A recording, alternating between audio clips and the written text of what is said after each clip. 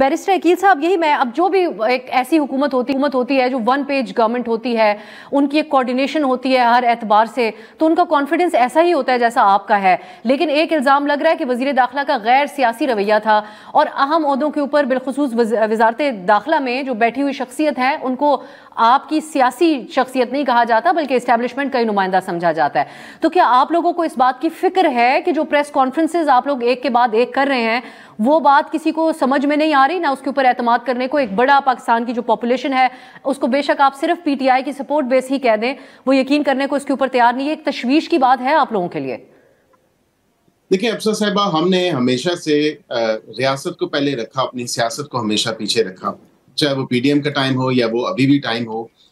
हमने facts and figures सबने रखे। आपने बिल्कुल बजा फरमाया, एक के बाद एक प्रेस कॉन्फ्रेंस इसलिए हो रही है क्योंकि fake news, misinformation, disinformation का जो बाजार गर्म है, जिस तरह एआई जनरेटेड इमेजेस लगाई जा रही हैं, फिर लोगों को कोवर्स किया जाता है कि वो बिलीव करें और उनको फोर्स किया जाता है कि वो उनकी एआई की बनाई हुई इमेजेस पे बिलीव कर लें। इसी तरह फिर कहा जाता है कि शायद इमरान खान को जो है अडयाला जेल में नहीं रखा गया या उनकी तबीयत खराब है, जिस पे आपने खुद कहा कि बैरिस्टर गौहर साहब ने उसकी तस्दीक की और उस पर कहा कि ऐसी बात नहीं है और वो बिल्कुल उधर ही है और वहां पे उनकी तमाम तर जो है सेहत भी ठीक है।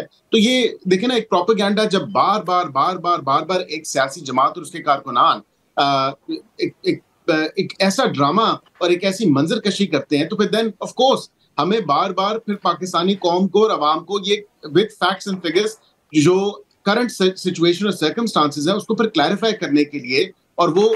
लेकिन बैरिस्टर साहब, आज जब आप लोग इस वाकये के 2-3 दिन बाद बात कर रहे हो, डेलिब्रेशन सोच विचार कर रहे हैं, तो आप इसको मद्देनजर रख रहे हैं कि वजीर दाखिला के जो बयानात हैं, क्योंकि वो आपकी पार्टी के शख्सियत तो है नहीं, हुकूमत के अलबत्ता जरूर नुमाइंदा हैं, उनके जो धमकियों वाला गैर सियासी रवैया था उसने इस कयास आराई को जन्म देने में बड़ा किरदार अदा किया।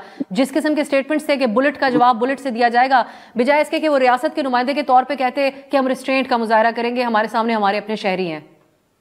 देखिए, रियासत ने स्टेट रिस्ट्रेंट का मुजाहरा तो किया ना, इसमें तो कोई दो राय नहीं है कि जब वो वहां से चले केपीके से, और फिर ये I take an exception to this as well, यहाँ पे ये कहा जा रहा है कि फिर हाफिज अब्दुल्ला साहब ने कहा शायद हमने उनको रास्ता दे दिया और हमने आने दिया। हमने कतन कोई ना इजाजत दी ना उनको आने दिया, उनके साथ एंगेज जरूर किया, ऑल्टरनेटिव लोकेशन जरूर उनको कहा कि ऑल्टरनेटिव लोकेशन है, इस पे आप लोग आके अपना धरना या एहतजाज करना चाहते हैं तो जो करना चाहते हैं वहां पे कर लें, क्योंकि एक हाई लेवल डिप्लोमेटिक डेलीगेशन मुल्क में है, बेलारूस के सदर मुल्क में है, वो पाकिस्तान की खातिर आए हैं। हमें इससे कोई सरोकार नहीं है कि आपने किस चीज पे एहतजाज करना है, किस चीज पे नहीं करना, इजाजत नहीं है। हाई कोर्ट का एक ऑर्डर है, हम इस वजह से एंगेज कर रहे हैं। डिस्पाइट ऑल ऑफ दिस, जब 1500 ट्रेंड अफगान इंडिविजुअल्स और उसके साथ एक टेररिस्ट और मिलिटेंट किस्म के लोग जो है जत्था ये साथ लेके आए, और जिस किस्म के उनके पास पंखे थे, तमाम तर आंसू गैस जो पुलिस उनको मुश्तिल करने के लिए फेंकी थी, वो दोबारा पुलिस के पास जाती थी। वो आर्म थे, उनके पास एमिनेशन था, उनके पास तमाम तर चीजें मौजूद थी। ये इससे तो देखे ना, झुटलाया नहीं जा सकता। They were armed, you have seen those videos, I have seen those videos. उनकी अपनी वीडियोस जो बनी हुई है, जो कि बिल्कुल रॉ और विदाउट किसी फिल्टर की वो वीडियोस मौजूद हैं। इनकी अपनी पार्टी, इनकी अपनी गाड़ियों, बीपी की गाड़ी पे, अली अमीन गंडापुर की गाड़ी पे जिस तरह हमला किया गया वो भी आपने देखा। तो जब पुलिस वालों के ऊपर हमला करके, कानून नाफिज करने वाले इदारे उन पे हमला करके, आप किसी न किसी तरीके से स्टेट रिसोर्सेज को बरूए कार लाते हुए आपने क्लियर करवा लिया रास्ता, आपने दावा बोला, आप आगे, आपने हर मुमकिन कोशिश करके उनको जब क्लियर करवा लिया, then what was left? Because obviously state resources इस्तेमाल करके आप आए ना। अगर तो आप आते, क्योंकि हमाद अज़हर तो यही कह रहा है, हमाद अज़हर साहब ने यही कहा कि भाई हमारे पास तो ये रिसोर्सेज पंजाब में अवेलेबल नहीं है, that's why we couldn't make it. और यही बात है कि गंडापुर साहब इसलिए आए क्योंकि वो एक सूबे के सीएम हैं, उनके पास वो लातादाद रिसोर्सेज मौजूद हैं, जो पैसे अवाम के, वहां के अवाम के पैसे हैं, उन्होंने उस अवाम पे लगाने के बजाय जो है वो धरने और एहतजाजों में वो पैसे लगा रहे हैं और वो उनके रिसोर्सेज वहां पे जाया कर रहे हैं। लॉ एंड ऑर्डर आपकी बात लेके मैं ठीक है जी, अपने सूबे में हम अवाम और रियासत के एतमाद की तो बात कर रहे हैं जी।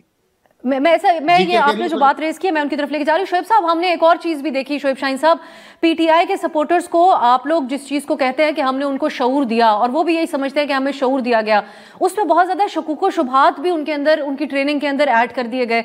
इस वक्त वो रियासत और हुकूमत के ऊपर सिर्फ सवाल नहीं उठा रहे। उस दिन जिस किस्म की बातें सलमान अकरम राजा साहब के हवाले से कही गई, आपकी पार्टी के एक और दरीना वर्कर और रहनुमा अली मोहम्मद खान के हवाले से ट्विटर के ऊपर कही गई, हमाद अजहर के हवाले से कही गई, सबके किरदार के ऊपर शक का इजहार किया गया।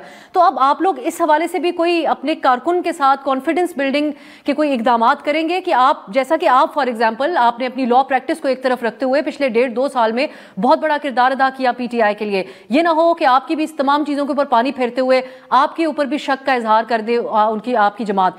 सो इसको आप मद्देनजर रख रहे हैं, और क़यादत कौन करेगा? बुशरा बीबी ही मामलात को चलाएंगी जिससे बाकी सब बेखबर होंगे? आपकी जमात क्या सोच रही है? देखिए, पहली बात तो यह है कि बुशरा बीबी का सियासत से कोई ताल्लुक नहीं है। ना वो कोर कमेटी के मेंबर है, ना वो पॉलिटिकल कमेटी के मेंबर है, ना हमारी वो विरासती पार्टी है। उनको सिर्फ अपने शौहर की रिलीज के लिए गरज थी और वो रैली में शरीक हुई। और इसी तरह उनकी बहनें हैं, अरीमा खान हो, उज़मा खान हो, वो अपनी भाई के सगे भाई की रिलीज के लिए वो उनके साथ सबसे ज्यादा लॉयल है। नेचुरली वो उसकी रिलीज के लिए किसी भी तहरीक में या किसी भी प्रोटेस्ट में शामिल होते हैं। उसके अलावा उनका सियासत से कोई ताल्लुक नहीं। जहां तक इस बात का ताल्लुक है, देखें, हम जब ये समझते हैं कि हम अल्लाह की रजा के लिए काम कर रहे हैं, जब हम ये समझते हैं कि हम लोगों के बुनियादी इंसानी हुकूक की बहाली के लिए काम कर रहे हैं, जब हम ये समझते हैं कि इन कठपुतलियों ने पाकिस्तान में जमहूरियत को दफन कर दिया है, जब हम ये समझते हैं, सिर्फ हम नहीं, पूरा पाकिस्तान नहीं, पूरी दुनिया ये समझती है कि सताइन और कानून इन्होंने अपने हाथों में खिलौना बना के रख दिया है, ये समझते हैं कि हम इस बदमाशिया को मुसल्लत करने के बाद जो चाहेंगे हम कर लेंगे, अवाम तो गुलाम है, उनके ऊपर जब चाहें फायरिंग कर दें, जब चाहें उनको मार दें और कोई पूछने वाला नहीं हो। और अफसोस से कहना पड़ता है, right from the beginning, Peshawar से लेकर डी चौक तक 4 दिन लगे और पूरे पाकिस्तान को 5 दिन के लिए किसने बंद किया? ये हमें इंगेज कर रहे थे। तो मुझे बताएं, हमारे जमाने में मौलाना फजल रहमान साहब 2 मरतबा आए और हमने उनको इंगेज भी किया, उनको जगह भी दी। और इसी तरह मरियम नवाज और पीटीएम की जमातें आई, हमने उनको जगह भी दी और उनको इंगेज भी किया। वो अपना आए, मुजाहरा किए, प्रोटेस्ट किया, चले गए। बिलावल भुट्टो जरदारी सिंध से चला, पंजाब में भी उस वक्त हमारी हुकूमत थी, वो डी चौक तक आए, अपना मुजाहरा किया, प्रोटेस्ट किया और वो चले गए। और इन लोगों ने पूरे पाकिस्तान को बंद करके हर रोज का 200 अरब रुपए का नुकसान किया। ये किसका नुकसान था? ये मुल्क के लोगों का नुकसान नहीं था। और इन कठपुतलियों का झूठ देखें कि जी असला था। मुझे बताएं, सारा सोशल मीडिया छोड़ दें, आपका मेन स्ट्रीम मीडिया, आपका इंटरनेशनल मीडिया सारा दिन मौजूद था। किसी एक बंदे के शोएब साहब, आप इनको क्यों मुखातिब कर रहे हैं? ऐसी चीज हो, आप इनको क्यों मुखातिब कर रहे हैं? आप तो एस्टेब्लिशमेंट से ही एंगेज करना चाह रहे थे ना। तो आप बैरिस्टर अकील साहब को मुखातिब कर रहे हैं या एस्टेब्लिशमेंट को मुखातिब कर रहे हैं इस वक्त? मैं सबको कर रहा हूं। ये तो कठपुतली हैं उनके, और इन लोगों के जरिए इस मुल्क की आवाम के ऊपर जिस तरह धमकियां दी कि हम सीधी गोलियां मारेंगे, और गोलियां मारी उन्होंने। और इस तरीके से किसी पॉलिटिकल वर्कर के ऊपर पाकिस्तान की तारीख में इस तरह बदतरीन किस्म की, जिस तरह का कत्ल आम इस्लामाबाद में हुआ है, ये माजी में मैं ये समझता हूं कि जो बलूचिस्तान और केपी में ये कर रहे थे, अब यहां इस्लामाबाद डी चौक के ऊपर किया है, ये सारी जिंदगी इनका पीछा करेगा।